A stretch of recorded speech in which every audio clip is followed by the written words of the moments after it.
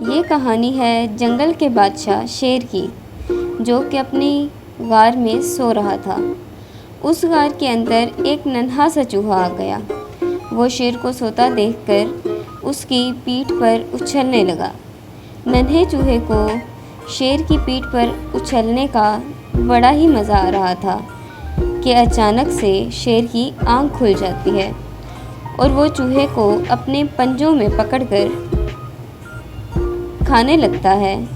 تو چوہا اس کی بہت منتیں کرتا ہے اور کہتا ہے، جنگل کے بادشاہ، برائے مہربانی مجھے مت کھائیں، شاید میں ننھا سا غلام کبھی آپ کے کام آ سکوں۔ شیر کو چوہے پر ترس آ گیا اور اسے کہنے لگا، جاؤ میں تمہیں آزاد کرتا ہوں، ویسے بھی میرا پیٹ بھرا ہوا ہے، آئندہ احتیاط کرنا۔ پھر چوہا وہاں سے شیر کا شکریہ ادا کرتے ہوئے چلا جاتا ہے۔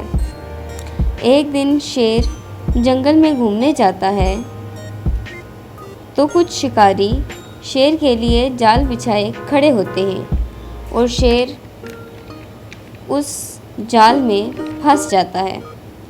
شیر کافی دھاڑتا ہے لیکن وہ کچھ نہیں کر پاتا کیونکہ وہ رسیوں سے بندھا ہوتا ہے۔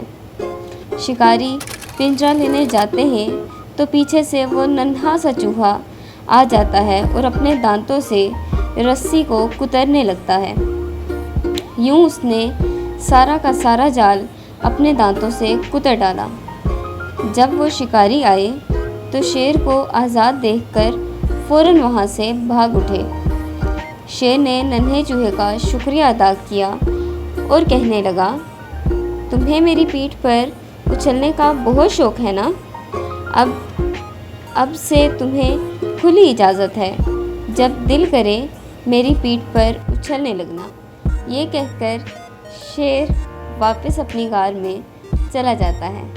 اگر آپ کو ہماری یہ ویڈیو پسند آئی ہو تو ویڈیو کو لائک کریں، چینل کو سبسکرائب کریں اور اپنے فرینڈز اور فیملی کے ساتھ شیئر کریں۔ God bless you.